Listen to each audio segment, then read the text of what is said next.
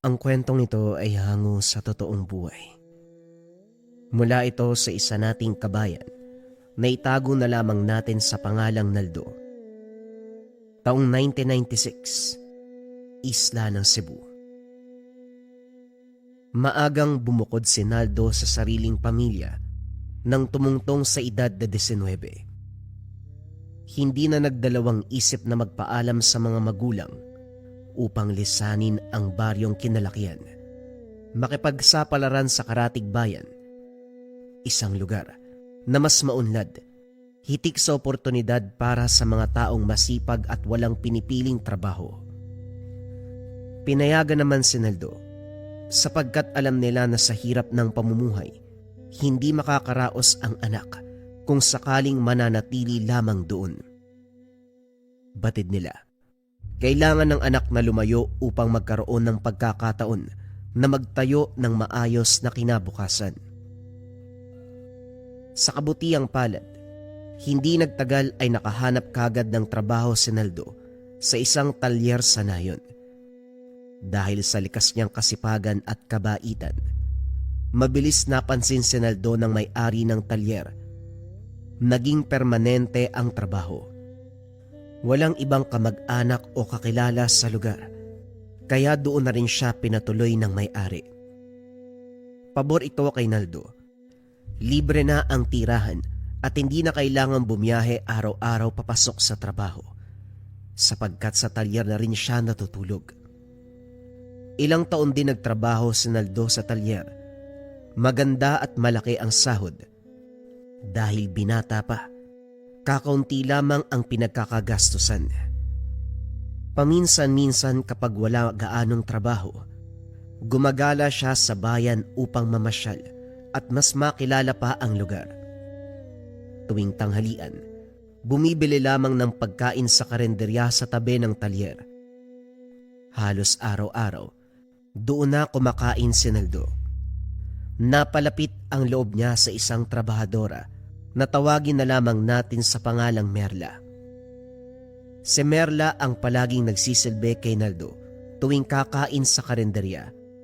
May itsura ang dalaga, maputi, maamo ang muka, at may likas sa kabaitan bagamat mahiyain sa iba. Napapansin ni Naldo na kapag siya ang kaharap, palaging nakangiti si Merla at tila may kakaibang lambing sa kilos at pananalita. Dito siya napaisip na maaaring may lihim na pagtingin ang dalaga sa kanya. Si Naldo ay may itsura din. Moreno at matangos ang ilong. Matipuno ang pangangatawan dahil sanay sa mabigat na gawain. Gayunpaman, wala siyang interes kay Merla. Hindi niya ito tipo, at higit sa lahat, wala pa sa plano ang magkanobya. Mas nais niyang sulitin ang pagiging binata, trabaho, gala, paminsan-minsan, pagbili ng mga bagong gamit para sa sarili. Kontento na siya sa ganung buhay. Isang araw bandang tanghali, pumunta si Naldo sa karenderya upang bumili ng pagkain. Habang nakaupo at nag-aantay ng order, napansin niya ang dalawang lalaki na panay ang tingin kay Merla. Alam ni Naldo na dayo ang mga ito sapagkat araw-araw siyang kumakain sa lugar. Kabisado na ang mga parokyano. "O Naldo, ito na yung adobong atay ng manok. 3 kanin saka soft drinks, tama ba?" Dapat 4 yung kanin. Kulang yung 3, no? Marami kaming inayos sa talyer. Napagod ako. Pabirong wika ni Naldo. Ngumiti ang dalaga at kinuha ang dagdag na kanin at inumin. Habang kumakain si Naldo, pasulyap-sulyap siya sa dalawang lalaki. May hindi magandang pakiramdam ang bumabalot sa binata. Halatang may masamang balak ang mga dayo. Matapos kumain, kagad siyang bumalik sa talyer. Bandang 4:00 ng hapon, hindi pa rin mawala sa isip nito ang dalawang weirdong lalaki. Pakiramdam niya, may kaugnayan ang mga ito sa mga aswang. Si Naldo ay nagbula sa angkan ng mga manggagamot Ang ama ay isang kilala at kinakatakutang antingero. Hindi basta-basta at ayon pa sa mga kwento. Sinasabing ang isa nitong ngipin ay mutya. Hinango raw mula sa ngipin ng kalabaw. At sa loob ng katawan nito, nakabaon ang marami pang batong mutya na pinagmumula ng pambihirang lakas. Bago pa man kinilala bilang manggagamot ang ama ni Naldo, isa itong kapgo. Biyasa sa mga lihim ng daigdig na hindi nakikita. Hindi lamang sa pisikal na susukat ang kapangyarihan, marami na itong napatumba. Mga mambabarang na ginigilitan ng leeg sa tindi ng kalamang espiritual at lakas na nagmumula sa sinaunang paniniwala.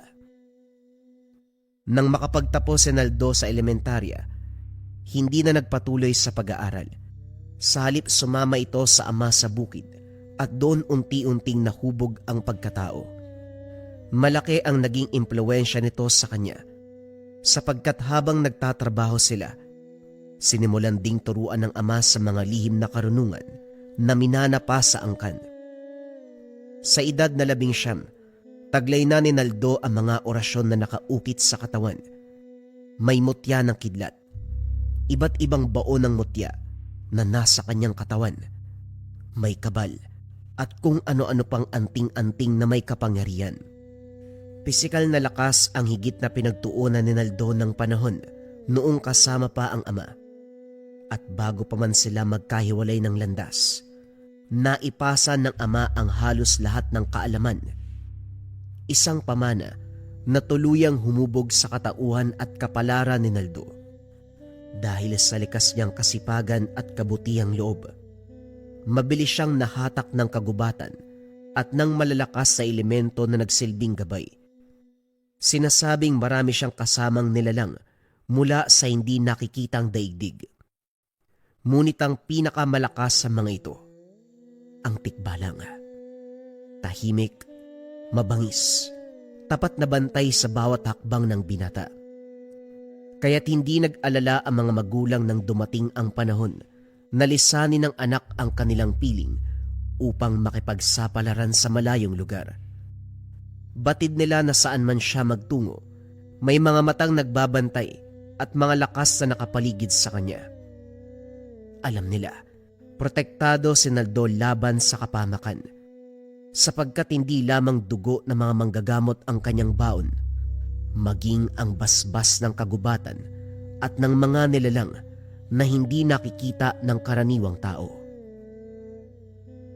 Isang gabi, matapos ang maghapong pagtatrabaho sa talyer, dumiretso si Naldo sa karinderyang pinapasukan ni Merla. Alam ng binata na naroon pa ang dalaga. 9:00 na ng gabi bago magsara ang tindahan. Marami pang kumakain ng mga oras na yon. Habang inaantay ang hapunan, napansin ni Naldo na tila aligaga si Merla. Hindi mapakali, parang may mabigat na dinadala.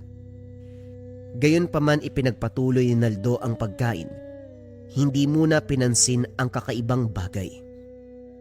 Nang pumatak na ang 9:00, marahang nilapitan ni Naldo ang dalaga. Merla, uwi ka na ba? Sabay na tayo. May pupuntahan ako doon malapit sa inyo eh. Magsasara pa kami ng tindahan. Baka matagalan pa ako. Sige lang, ayos lang. Antay na lang kita, nakakabagot kasi maglakad mag-isa eh. Pag-alis ng dalaga, napasimangot si Naldo. Kakaibang amoy. Hindi niya maipaliwanag. Teka, iba yung amoy ah. Napakabaho, mga walang ya talaga. Minarka na si Merla. Ayos din yung mga aswang na to kung sino-sino yung binibiktima. Biglang nagsalita ang gabay sa isipan. Kahit kailan, mahina ang utak mo. Malakas ka nga at mabilis. Pero kung anong lakas mo, ganun din kahina ang utak mo. Grabe ka naman makapanglait. Bakit? Ano bang ginawa kong mali? Buntis ang dalaga. Ha? Paano nangyari yun? Wala namang nobyo si Merla. Ako nga yata yung gusto niyan eh. Hindi na sumagot pa ang tikbalang sapagkat papalapit na muli ang dalaga. Nang tuluyang magsara ang karinderya, kagad naglakad ang dalawa patungo sa bahay ni Merla. Habang naglalakad sa dilim na daanan, pilit inuunawa ni Naldo ang mga salitang binitawan ng gabay. Hindi maiproseso kung paanong nangyaring buntis ang dalaga, lalo na't wala itong kilalang kasintahan. Ang tanong ay patuloy na gumugulo sa kanyang isipan, kasabay ng unti-unting pagbigat ng hangin na tila may dalang masamang pangitain. Kaya't napagpasya ni Naldo na kausapin ang dalaga tungkol sa buhay nito upang mapatunayan kung totoo nga ang sinabi ng kanyang gabay. Merla, medyo nagtataka ako ha. May nobyo ka na ba o nanliligaw sa'yo? Naisip ko lang kasi sa itsura mong yan. Maganda, maputi, at saka... Hindi na natapos sa pagsasalita si Naldo. Biglang humagulgol sa pag-iyak ang dalaga. Lubos ang pagkagulat ni Naldo sa pangyayari, kaya kagad niya itong nilapitan at inalalayan. Oh, bakit ka naman umiiyak? Anong problema, Merla? Patuloy lamang ito sa paghikbi, parang isang taong nawala ng mahal sa buhay. Ilang minuto ang lumipas bago ito unti-unting kumalma. Sa mahinang tinig, saka lamang ito nagsalita. Inamin na siya ay buntis. Doon tuluyang nakumpirma ni Naldo na totoo ang sinabi ng gabay. Ngunit kasunod nun, ang mas mabigat na tanong, sino ang lalaking nakabuntis sa kanya? Hindi na sumagot si Merla. Tahimik silang nagpatuloy sa paglalakad hanggang sa maiyatid ni Naldo ang dalaga sa tinutuluyan. Naiwan si Naldo sa gitna ng dilim. Tangan ang isang katotohanan na mas mabigat pa sa anumang anting-anting o mutya na dala. Sa harap ng bahay ni Merla, sinalubong si Naldo ng matapang at masangsang na amoy. Ang marka ng mga aswang ay lantad sa paligid. Dahil dito, nagpa siya na hindi muna umuwi. Salip ay nanatili upang bantayan si Merla. Batid ni Naldo at ng gabay na si Bangis na mamaya lang magsisimula ng manggambala ang mga aswang. Tahimik na nagtago si Naldo sa gilid ng pader. Sanay na siya sa pagbaba ng sariling ora, maging ng presensya. Isang kasanayan na naging likas na sa kanya. Ito rin ang dahilan kung bakit hindi naging alerto ang mga nilalang kahit pa kasabay siyang kumain. Ilang oras ang nakalipas nang biglang mapansin ni Naldo ang dalawang asong pagala-gala sa daan sa tapat mismo ng bahay ni Merla. Naging alerto ang binata. Sa unang tingin karaniwan lamang ang mga ito na tila ba may hinahanap at paikot-ikot. Sumisingot sa bakod bago muling maglakad. Nakakapagtaka na hindi man lang nila napansin si Naldo kahit ilang dipa lamang ang layo niya. Tahimik lang siyang nagmamasid. Ilang minuto pa ang lumipas nang biglang tumalon ang isa sa mga aso papasok ng bakuran. Mataas ang bakod, ngunit madali itong nalampasan ng hayop. Samantala ang isa naman ay nanatili sa labas, patuloy sa pag-ikot at pagsingot sa daan. Sa sandaling kumilos ang asong tumalon, hindi na nagdalawang isip si Naldo. Mabilis niyang sinunggaban ang hayop at sa isang iglap, binali ang leeg nito. Isang tuyong huni ng buto ang narinig. Mabilis, malinis. Patay ang aso bago pa man makapaglikha ng ingay. Ngunit napatingin kagad ang isang kasama nito. Nang makita ang kaganapan, bigla itong umungol at umiyak ng nakakakilabot. Hindi na nagaksaya ng oras si Naldo. Binuhat niya ang patay na aso at tumakbo.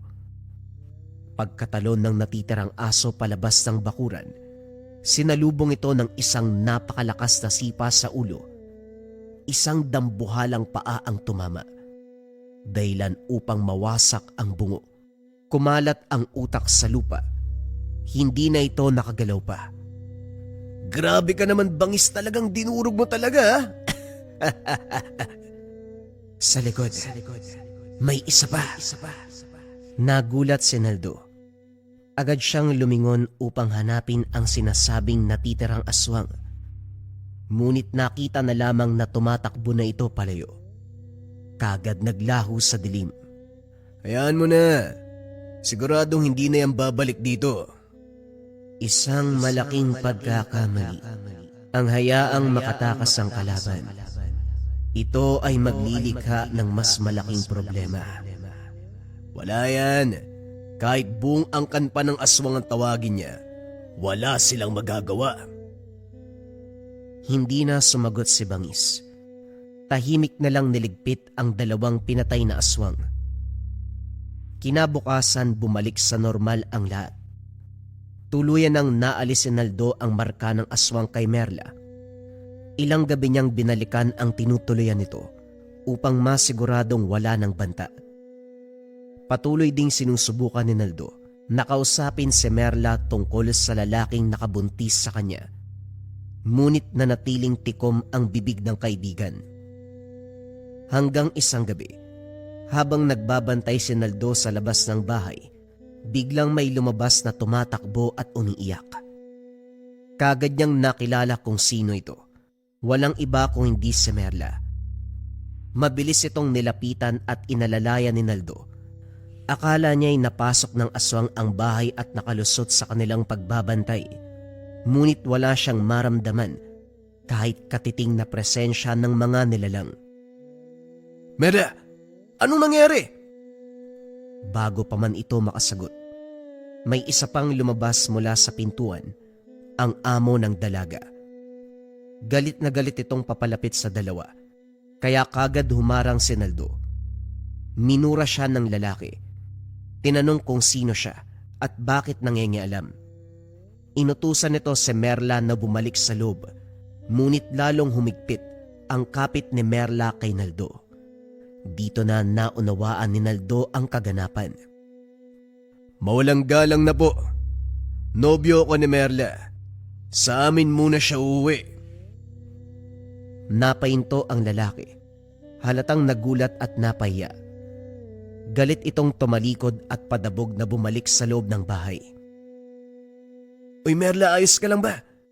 Sa amin ka muna umuwi. Sinasaktan ka ba ng amo mo?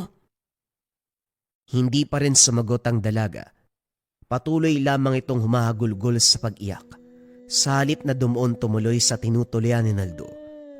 Nakiusap si Merla, ihatid na lamang siya sa terminal. Uwi daw siya sa probinsya. Hindi na tumutol pa si Naldo. Tahimik niya itong inalalayan hanggang sa terminal. Bago sumakay ng bus, doon na tuluyang bumigay si Merla. Sa pagitan ng paghikbi, pinaliwanag niya ang lahat ng kababuyang ginawa ng amo. Paulit-ulit daw siyang ginahasa sa tuwing wala ang among babae. Walang awa, walang konsensya. Sa bahay mismo ng mga amo nagtatrabaho si Merla. Sa umaga tumutulong siya sa karenderya. Pagsapit ng hapon at gabi, siya naman ang katulong sa loob ng bahay. Malaki ang pasahod, kaya tiniis niya ang pagod at hirap. Ngunit habang tumatagal, napapansin niya na may kakaiba ng tingin ang among lalaki. Mga titig na hindi maipaliwanag. Mga kilos na unti-unting lumalampas sa hangganan. Hanggang isang araw, pinapasok siya ng lalaki sa kwarto. Doon nagsimula ang paulit-ulit na pang-aabuso. Walang magawa si Merla kung hindi manahimik at magtiis. Hanggang sa ang lahat ng kababuyang iyon ay nagbunga, ang batang dinadala ngayon sa sinapupunan. Noong gabing yun, naglakas loob si Merla na tumakas. Muli kasing pumasok ang amo sa kanyang kwarto, dala ang parehong masamang balak. Sa takot at depresyon, tumakbo siya palabas ng bahay. Ito ang gabi na nakita siya ni Naldo. 3 buwan nang buntis si Merla. Nitong nakaraang linggo lamang nalaman ang kalagayan nang mapansin ito ng isang matandang kapitbahay. Diretsang sinabi na siya ay nagdadalang tao. At kinabukasan nun, Maagang nagtungo si Merla sa klinika upang magpatingin at tuluyang nakumpirma. Positibo ang resulta. Isa pa sa mga matinding kinakatakutan ni Merla, ang gabi-gabing pagkaluskos sa labas ng bintana. Dahil galing siya sa isang liblib na baryo, malalim ang paniniwala sa mga aswang. Kaya nagpa siya na umuwi muna ng probinsya. Umaasang doon, magiging ligtas siya, malayo sa bangungot na sinapit. Halos sumabog ang ulo ni Naldo sa gulat at galit nang marinig ang lahat. Hindi niya naisip na ganon kalalim ang sugat na dinadala ni Merla, pisikal man o emosyonal.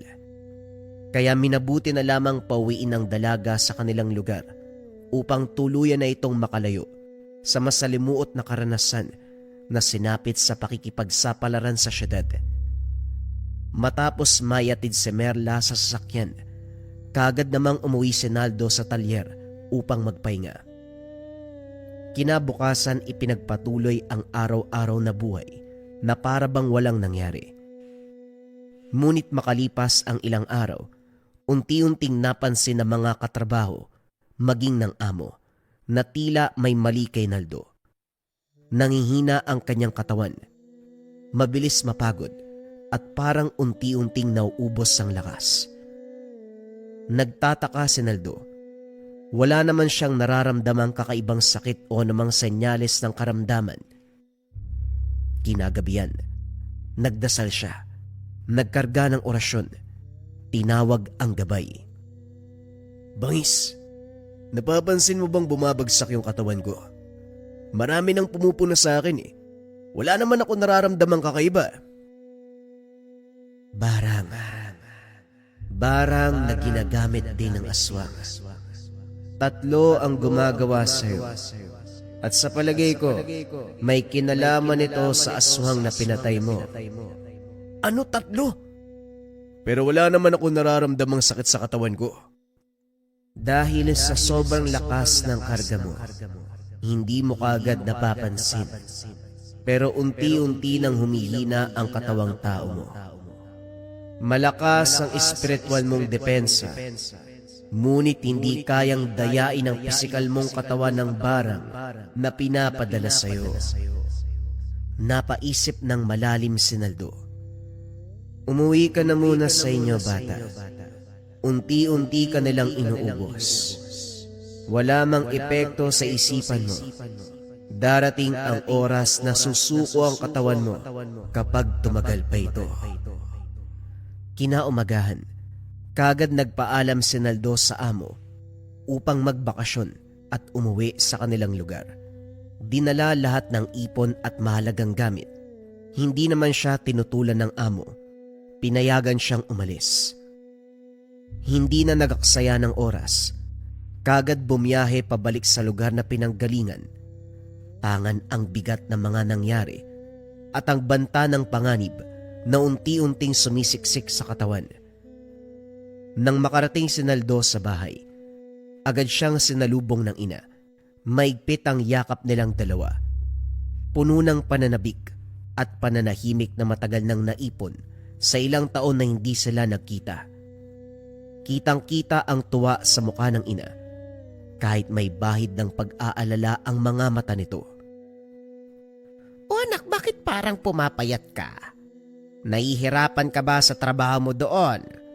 O baka naman, hindi ka kumakain ng tama?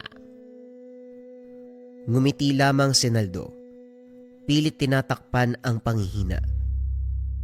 Sa halip na sumagot, tinanong niya kung nasaan ang ama. Sinabi ng ina na nasa loob ito ng bahay at nagdarasal. Kagad siyang pumasok at dumiretso sa kwarto ng ama.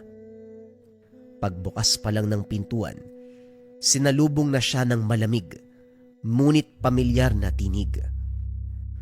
May barang ka, anak. Ilang araw na yan at bakit ngayon ka lang umuwi? Kung hindi dahil sa lakas ng karga mo at proteksyon ng gabay, noong nakaraan ka pa sana pinaglalamayan. Sa susunod, matuto ka namang makiramdam sa mga nangyayari sa katawan mo. Napayoko si Naldo Hindi na nagulat. Hindi na bago na alam na ng ama ang lahat kahit wala pa siyang sinasabi. Tahimik na tinanggap ni Naldo ang pagkakamali. Napatingin siya sa gilid ng kwarto at biglang nanlaki ang mga mata. Nakita niya ang baul at mga kagamitan na matagal nang nakatago. Mga anting-anting, sandata at gamit na bihirang ilabas ng ama. Parang isa itong mandirigma, naghahanda sa digmaan. Alam na ni Naldo na inilalabas lamang ito ng ama kapag meron silang makakabangga na tunay na malalakas sa kalaban. Oo, malakas ang ama ni Naldo. Maraming mutya, malawak ang kaalaman. Ngunit alam din niya na sa mundong ginagalawan nila, laging merong mas malakas. Mamayang gabi, uubusin natin sila. Maghanda ka, anak. Kitang-kita ni Naldo ang bagsik sa mga mata ng ama. Hindi galit, kundi malamig at tiyak ang pagpapasya. Tumango siya sa katahimik na lumabas ng kwarto. Kinagabihan kagad nilang hinanda ang lahat ng kakailanganin. Maliwanag ang buwan, tila saksi sa mangyayaring repuelta. Bago simula ng ama ang ritual, pinaupo niya si Naldo sa harapan sa loob ng kwarto. Maraming kandila ang sinindihan. Kinuha ng ama ang itim na aklat na matagal nang nakapatong sa higaan. May mga sinambit itong kataga. Ngayon lamang narinig ni Naldo sa buong buhay niya. Alam niya ang mga salitang yun. Hindi basta-basta. Ginagamit lamang ng mga taong may malalim na kaalaman sa lihim na karunungan ng kaliwa.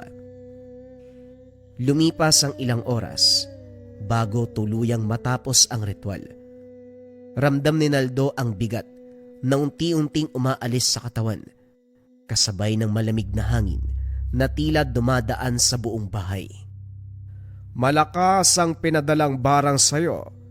Walang balak na buhayin ka. Kung hindi dahil sa gabay mo na tikbalang, siguro bangkay mo na lang yung dumating dito. Tay, alam niyo po ba kung sinong bumarang sa akin? Mga gabunan na may lahing mambabarang. Pero dahil sa lakas ng barang na ipinadala sa'yo, ang rebuelta nito, siguradong patay na silang lahat. Sa oras na ito, umiiyak na ang kanilang angkan. Nanahimik si Naldo. Sa kauna-unahang pagkakataon, mas malinaw niyang naunawaan ang bigat ng mundong pinasok at ang katotohanan sa digmaang ito. Hindi lahat ng laban ay may puwang para sa awa. Hindi nakaimik si Naldo sa mga sinabi ng ama. Sa kanyang isipan, unti-unting nagduduktong ang lahat. Ang mga bumarang sa kanya, walang iba kung hindi ang mga aswang na pinatay niya sa baryong pinagtatrabahuan, ang mga nilalang na umaaligid noon kay Merla. Sa linggo, bumalik ka sa baryo kung saan ka nagtatrabaho. Ubusin mo ang natitirang kapamilya nila nang hindi na sila makagante sa pamilya natin. Pero paano ko po malalaman kung saan nakatira mga aswang na yun, tay? Hindi po ako sanay mga aso ng aswang. Hindi mo sila kailangang hanapin. Kusang lalapit ang mga yon sa'yo sa mismong tinutuluyan mo para gumante. Napangiti si Naldo. May halong kumpiyansa at yabang. Yun! Kahit ilang aswang pa yan, hindi ubra sa akin kung pisikal na lakas ko ang pag-uusapan. Mag-iingat ka pa rin, anak. Tuso ang mga aswang. Kung hindi ka nila kayang daanin sa pisikal na laban, dadaanin ka sa ibang aspeto. Traidor ang mga yan. Marunong gumamit ng kainaan. Hindi na muling nakasagot si Naldo. Sa halip na takot, kakaibang kasabikan ang makikita sa mga mata. Parang isang mandirigma na sabik sa digmaang paparating. Handang harapin ang anumang banta sa sariling buhay kahit hindi pa lubos na uunawaan ang magiging kapalit nito. Makaraan ang ilang araw, unti-unti nang bumalik ang sigla at dating lakas ng pangangatawan ni Naldo. Bago pa man siya muling bumalik sa baryo, binilhan niya ng kalabaw ang ama upang may katuwang sa bukid. Pinatayuan naman ng maliit na tindahan ng ina gamit ang mga naipong pera. Nais si Naldo na kahit papano ay makabawi man lang sa mga magulang sa mga sakripisyong ginawa para sa kanya. Labis ang tuwa ng mga magulang sa mga regalong binigay ni Naldo. Pagsapit ng linggo, kagad na bumalik si Naldo sa baryo upang magtrabaho muli at ipagpatuloy ang napagkasunduan nilang plano ng ama. Pagdating sa talyer, ikinatuwa ng amo ang maayos niyang kalagayan at ang pagbabalik ng dating sigla. Ilang araw ang lumipas na tila normal ang lahat. Nagtrabaho si Naldo na para bang walang banta sa kanyang buhay. Ngunit sa pagsapit ng dilim, palagi siyang naghahanda sa inaasahang pag-atake ng mga aswang na nagnanais gumante para sa mga nasawing kapamilya. Gayunpaman, tila hanggang pagpaparamdam lamang ang kanilang kaya. Gabi-gabi, may mga huning naririnig si Naldo sa labas ng talyer. Mahaba, malamig, nakakabagabag sa katahimikan ng gabi.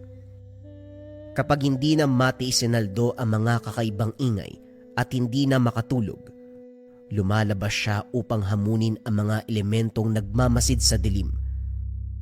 Subalit sa kabila ng tapang at paghahanda, wala ni isa man ang nagpakita sa kanya.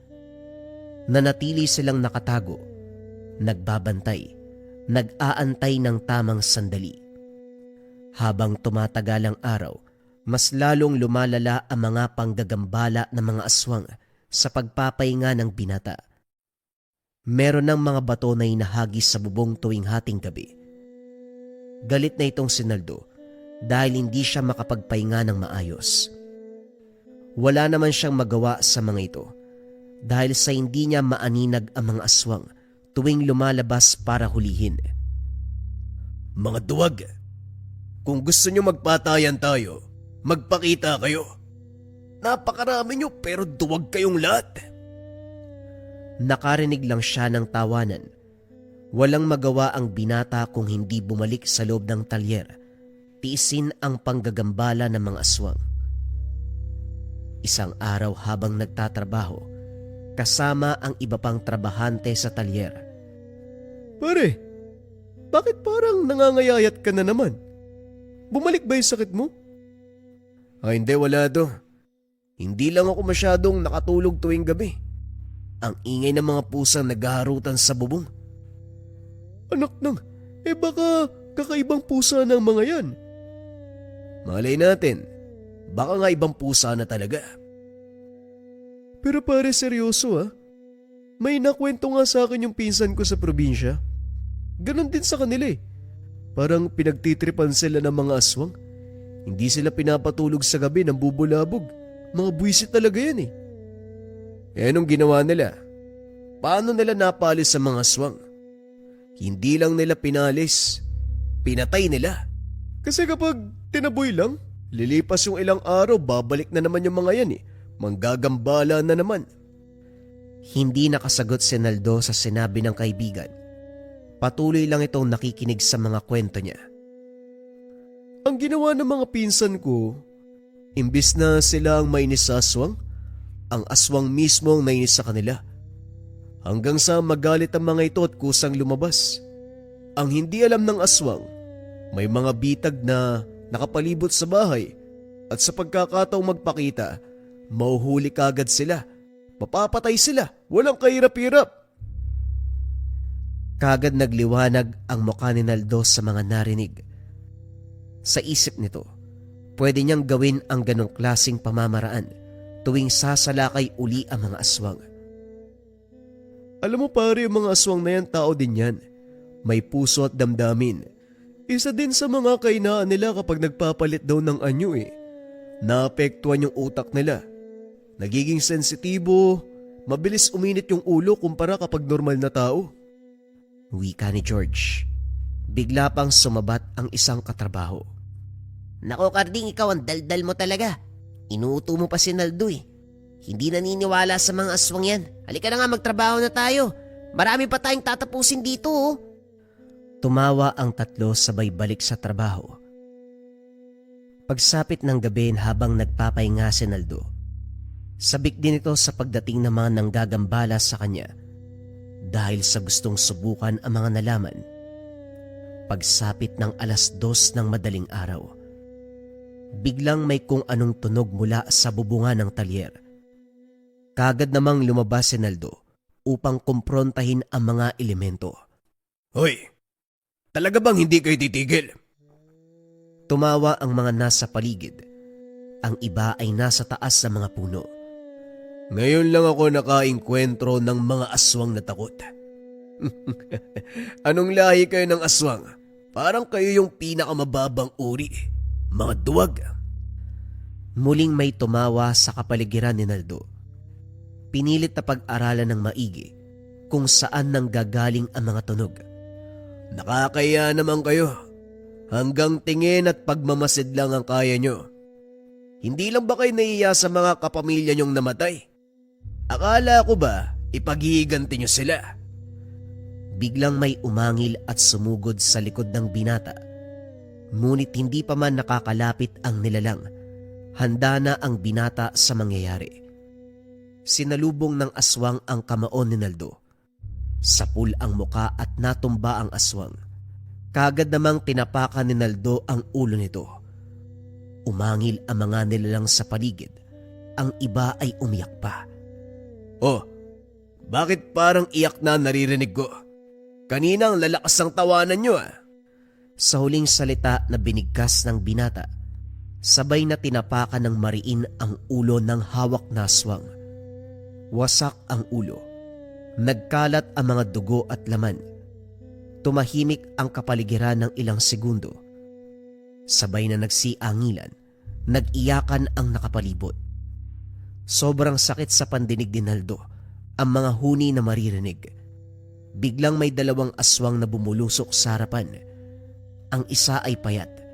Kahit nasaan yung aswang, kitang-kita niya ang peklat nito sa muka na para bang tinaga ito. Yung isa naman ay malaki ang katawan. Nakatayo lang ito sa harapan niya. Tinitigan lang ni Naldo ang mga ito at nakiramdam. Pagsisisihan mong pagpaslang sa kapatid namin, sa nanay ko, at sa iba pa naming kapamilya. Buhay ang kinuha mo, kaya yan din ang kukunin namin. At saka... Hindi pa natatapos sa pagsasalita ang aswang. Nasa harapan niya na si Naldo. Binigwasan ng suntok sa muka. Bago pa ito muling makatayo, bumuelo na naman si Naldo ng takbo patungo dito, kaso biglang nag-anyong pusa. Umangil lang malakas, kasabay ng mga iyakan sa paligid at biglang nawala sa dilim. Doon natapos ang unang gabi ng paghaharap. Kinaumagahan habang abala sa pagtatrabaho sa talyer, may 2 lalaking dumating at tumingi ng tulong. Tumirik daw ang sinasakyang motorsiklo at kailangan ng agarang responde. Si George at Naldo ang kinikilala na pinakamahusay sa pagkukumpuni ng mga sirang motor, kaya sila ang inatasang pumunta. Walang pagdadalawang isip. Umalis ang 2 dala ang iilang kasangkapan.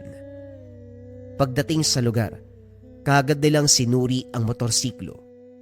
Masuring hinanap ang sanhi ng pagtirik. Hindi nagtagal ay natukoy din ang problema.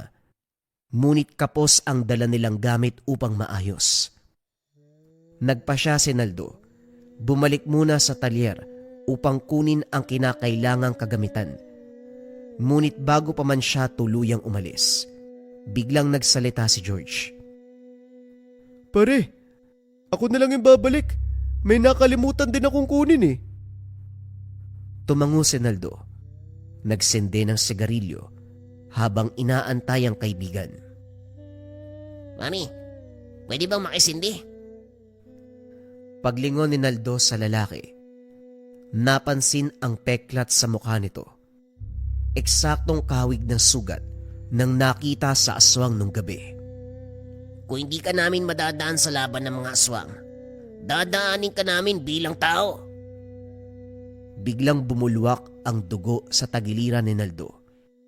Nang mapatingin siya, nakita niya ang malaking lalaki na nakahawak sa kutsilyo, nakatutok sa kanyang tagiliran. Bumuelo pa ito ng isa pang saksak, pero mabilis nasalag ni Naldo ang kamay. Sa isang iglap tumilapon ang malaking lalaki. Tumalsik ng napakalakas. Wari sinipa ng isang dambuhalang nilalang na hindi man lang nakita ni Naldo. Salamat. Maraming salamat, kaibigan. Wika ni Naldo sa gabay na tikbalang. Sa laki ng pinsala ng saksak sa katawan, tumumba ito sa lupa habang hawak ang tagiliran. Tapos ka na ngayon. Pagtingin ni Naldo sa payat na lalaki, merong hawak na kutsilyo, sabay takbo ng mabilis patungo sa kanya. Bago pa man ito makalapit, sinalubong ito ng taga. Tinamaan ang aswang, nagpalit ng anyo at dali-daling umalis sa lugar. Mga walang ya. Ano pare, ayos ka lang ba? Kagad lumapit si George kay Naldo. Kitang-kita ang dugo na patuloy na umaagos. Agad siyang nataranta. Walang patid na humingi ng tulong upang madala sa ospital. Sa kabutihang palad, mabilis na aksyonan ng mga doktor ang tinamong saksak ni Naldo. Napag-alaman na hindi naman naapektuhan ang mahalagang bahagi ng katawan, kaya nailigtas sa mas malalang kapamakan. Ilang araw na natili si Naldo sa ospital. Pagkalipas ng 1 linggo, nakalabas na din si Naldo sa ospital. Pinayuhan ng amo na umuwi muna sa kanila dahil kilala nito ang nanaksak sa kanya. Daw siguro mas mabuti magbakasyon ka muna uli sa inyo. Kilala ko ang tumira sa'yo kabilang sa pamilya ni Nieves. Mga demonyo yon. Mga barang, aswang, yun yung ang kanila eh. Nakatira sa pinakagilid ng baryo doon sa sagingan. Kahit mga kapulisan takot sa kanila. Ang hindi ko lang alam, bakit ikaw ang kinurosonada? May atraso ko ba sa kanila? Wala naman po, Manong. Hindi ko nga po alam kung bakit bigla akong sinaksak eh. Pansin ko sabog yata yun. Baka napagtripan lang nila ako. Pare, hindi mo ba nahalata nung papunta pa lang tayo? Iba na ang pakiramdam ko sa mga taong yun eh. Kahit mukha nila nung una hindi ko napansin. Nagmamadali kasi tayo tapos, alam mo naman, 1 linggo na akong wala sa maayos na tulog, di ba? Hindi na gumagana ng maayos yung utak ko. Kaya nga ako nagpresentang bumalik sa talyer para kumuha ng gamit. Iba talaga yung pakiramdam ko sa kanila eh. Pasensya ka na, nahuli ako ha. Ano ka ba, nagpapasalamat nga ako sa iyo eh. Kung hindi ka dumating malamang patay na sana ako. Tumawa ang tatlo. Hindi na nakasagot ang amo. Kahit pinipilit siya na bumalik muna sa probinsya, nanatili pa rin si Naldo sa talyer upang magtrabaho. Pagbalik sa talyer, hindi na pinalipas si Naldo ang oras. Nang lumubog ang araw, nagdasal ito at nagdagdag ng poder at karga. Kinuha ang mga tangan, napagpasya niya at akina ang lungga ng mga aswang. Naalala ni Naldo ang sinabi ng amo na nakatira ang angkan ng mga aswang sa lugar. Ilang beses na silang nakapunta sa nasabing lugar. 10:00 ng gabi nang pinunta ng lugar. Bago tuluyang pumasok, huminto siya sa isang tindahan. Pagmamay-ari ito ng isang kakilala. Otong, ba't naparito ka? Pinatawag ka ba ni Ben? Sa pag-aakala ko wala namang sira yung motor namin. O teka, tatawagin ko lang. Ay wag na po, Aling Duday. Itatanong ko lang po sana kung saan po yung bahay ng pamilyang Nieves ba yun? Bakit may kailangan ka ba sa kanila? De bale iyo, diretsuhin mo lang yan tapos liko ka dun sa kaliwa. May makikita kang bahay na yari sa kahoy. Yan yung isang buong lugar. Sila yan lahat magkakapamilya. May ipapaayos ba sa'yo? Oho. Nakiusap po sa amo ko kaya pinuntahan ko na lang. O sige iho, pero ipapaalala ko lang mag-iingat ka doon ha. Huwag kang kumain o uminom ng kahit anong iaalok nila. Mga aswang ang mga yan Sige po Aling Duday, maraming salamat po. Pakisabi na lang po kay Mang Ben na dumaan ako. Kagad nagpaalam ang binata. Wala masyadong tao sa daan. Meron namang poste, pero ang iba ay hindi na gumagana. Habang naglalakad papunta sa lugar, nagsalita ang gabay. Ito na ang tamang oras upang ibigay sa iyo ang buong lakas. Teka, anong ibig mong sabihin? Huwag nang maraming tanong. Huwag kang magpigil. Munti ka nang mapatay nung nakaraan. Ngayon ubusin mo ang lahi nila. Wala kang ititira. Ako ang bahala sa'yo. Hindi maintindihan ni Naldo ang nararamdaman. Nagkaroon ng kakaibang puwersa. Nasabik sa digmaan. Halo-halo ang nararamdaman niya. Takot at pagkasabik. Gustong gantihan ang mga tusong aswang. Ilang minuto pa bago makarating sa lugar ng mga aswang, may nakasalubong itong isang binata. Noong papalapit na sa isa't isa, nagkatitigan ng dalawa. Habang naglalakad, nakumpirma ni Naldo na galing ito sa bahay ng mga aswang. Noong nagbanggaan ng dalawa, agad siyang nilikuran ni Naldo sabay bali sa leeg. Binunot ang punyal, sinaksak sa tagiliran ng ilang beses, sabay tapon sa gilid ng daan. Kagad nagpatuloy si Naldo patungo sa lungga ng mga aswang. Pagdating sa loob, napansin ni Naldo, maraming tao. Doon niya napagtanto na may patay sa lugar. Ngumiti ang binata sabay sipa sa bakod. Lahat ng tao ay nagulat at biglang napatingin sa kanya. Nakumpirma ng binata, aswang ang lahat ng naroon.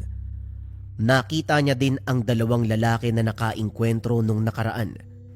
Gulat ang dalawa kay Naldo. May naglakad mula sa pintuan ng bahay. Palabas patungo kay Naldo. Isang makisig na lalaki. Masyado kang matapang iho. Bakit ka nang gugulo? Nanggugulo. Huwag ka nang magmaang-maangan, halimaw. Ikaw ba ang gabunan dito? Hinahamon kita sa isang duelo. Anong kabaliwan ang sinasabi mo? Biglang lumapit ang lalaki may peklat sa kausap niya. May binulong. Dito biglang nag-iba ang timpla ng mukha ng gabunan. Magbabayad ka. Ikaw ang pumaslang sa pamangkin at asawa ko.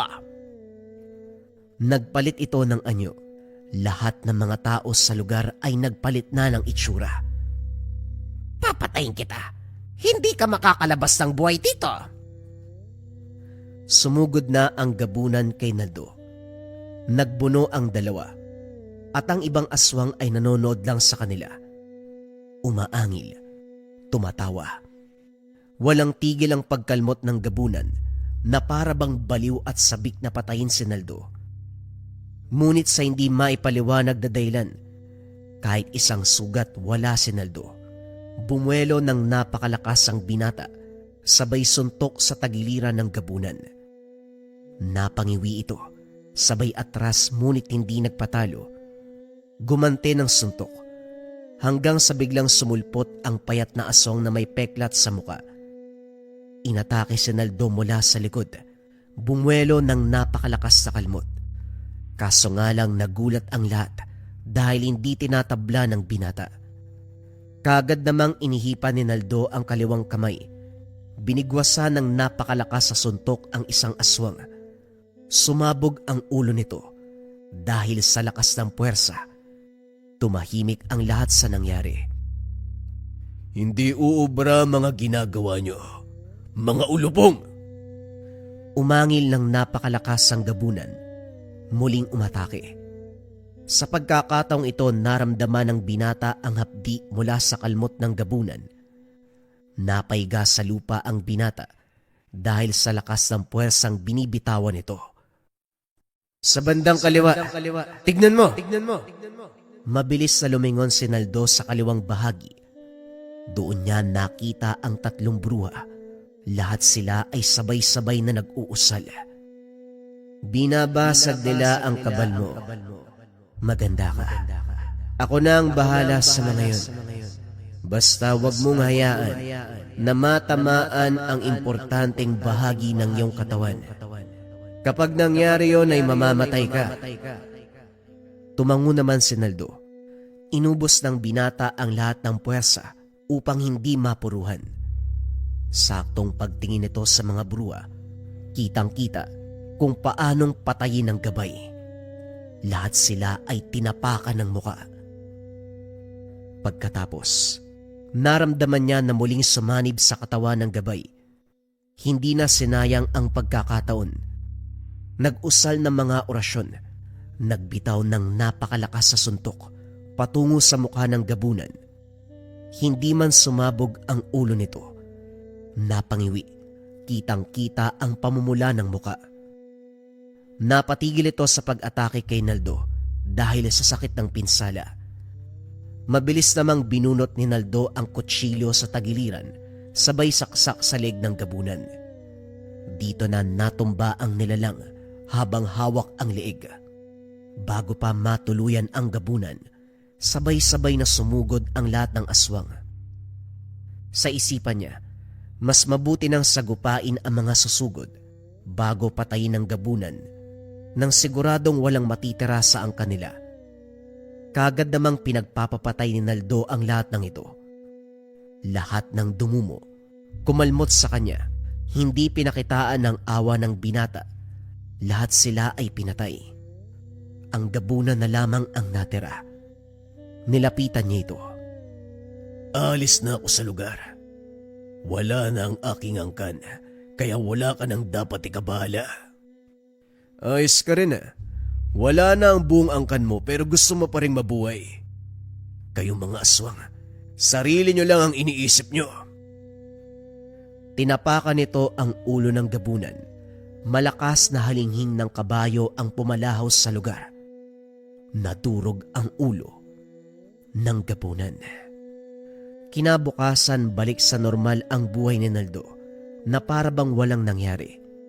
Wala nang nagparamdam sa kanya. Wala nang nanggambala. Payapa na muli ang pagtulog sa gabi. Mabilis na lumipas ang maraming taon. Nakahanap ito ng asawa sa lugar.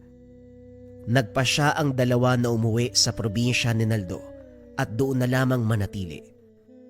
Ginamit nila ang naipong pera upang mapalawak ang saka ng ama. Namuhay sila ng payapa, malapit sa kalikasan. Tinanggap niya ang lahat ng gamit ng ama. Sa tuwing may oras, tumutulong siya para manggamot sa mga kababaryo. Mas pinili ni Naldo ang tahimik na buhay ng kalikasan kaysa maging mayaman sa syudad. Ito man ang nais niya nang unang umalis sa lugar. Mas nangibabaw pa rin sa kanya ang simpleng pamumuhay, ang buong pusong pagtanggap sa lahat ng gamit ng kanyang ama bilang isang malakas na antingero at manggagamot. Naway nagustuhan ninyo ang istorya ng isang tao na may malakas na pisikal na katangian at merong ding gabay na tikbalang. Naospital yung mangkukulam matapos magsuot ng kabayan natin ng marahuyo bracelet. Sobrang bilis ng epekto ng marahuyo sa kabayan natin kasi matagal na daw silang ginagambala ng mangkukulam na yun. Sa mga pagsuot, nagrebuelta kaagad yung gamit. Naospital yung mangkukulam. Isa yan sa pinaka-trending na patotoo ng marahuyo bracelets natin, kabayan. Marami pa yan. Marami tayong kabayan na natulungan. Payapa na yung pagtulog nila sa gabi. Madalas kasi doon sila ginagambala. Nagigising ng alanganing oras, may mga nakikitang shadows, anino. Yung iba meron pang pangangati. Matapos masuot yung marahuyo, nawala lahat yon, kabayan. Kasi ang marahuyo natin depende sa espiritual. Kontrakulam, barang, tigalpo, palipadangin, usog, o kahit anong masamang uri ng sumpa. Lagi nyo rin tatandaan, mga kabayan, ang nagpatrend sa marahuyo, rebuelta or sumbalik. Kung naman yung sumpa na ibinigay sa inyo, ibabalik doon sa taong nagbigay. Kung interesado ka sa Marahuyo Kabayan, check mo yung yellow basket sa baba or visit mo lang yung shop ng Lika Merchandise. Mag-ingat sa mga scammers.